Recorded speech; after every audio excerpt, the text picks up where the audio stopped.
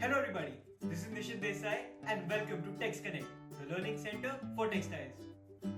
Journey काफी लंबी है एंड टेक्सटाइल बहुत ही वास्ट सब्जेक्ट है, तो धीरे धीरे एक एक टॉपिक से शुरुआत करते हैं. Today, we will be learning about the overview of spinning. Let us understand what comprises in a spinning industry. Spinning is basically the process of converting the fibers into yarns. So for better understanding, let us assume a raw material to be cotton. Now we all know that cotton is grown in farms. It comes to the mill in the form of bales.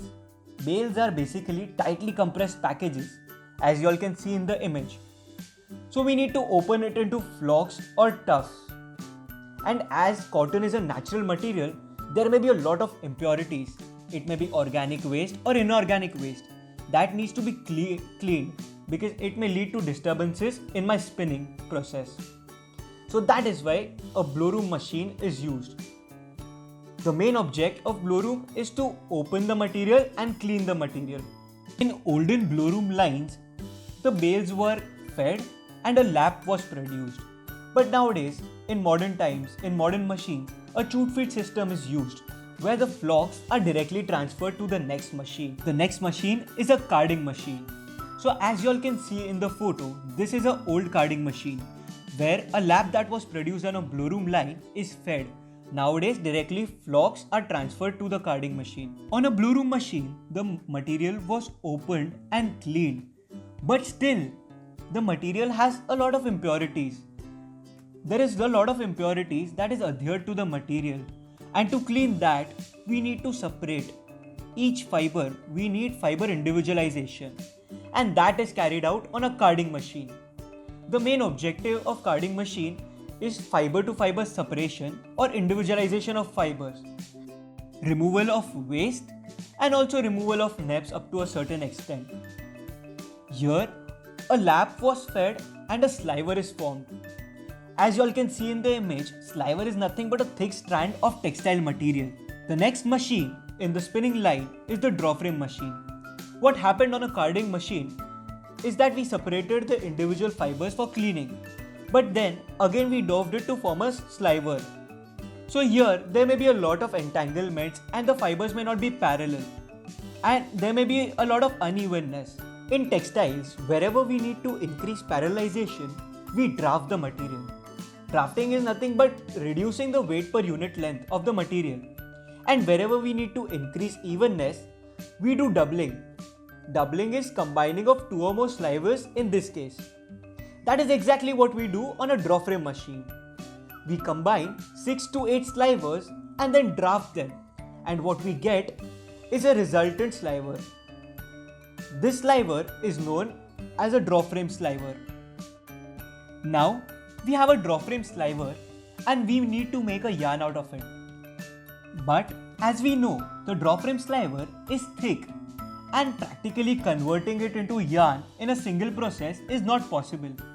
So the next process, speed frame, is an intermediate process in which the sliver is converted into a roving. A roving is a slightly twisted strand or a lead, as you can see in the photo. Here the number of fibers in the cross section are less and therefore a slight twist is required to hold the fibers together. This roving is now wound on smaller packages which is known as roving bobbins. In the image you can see these are the roving bobbins. So basically the object of the speed frame machine is drafting the material, giving a slight twist and then winding it. Drafting, twisting and winding. The next process is ring frame. In this process, we will get our yarn. So the roving bobbins are taken out and fed to the ring frame machine, as you all can see in the photo. The roving is then drafted according to the count that is required, and then it is twisted to hold the consecutive fibers together and then wound on packages known as ring bobbins.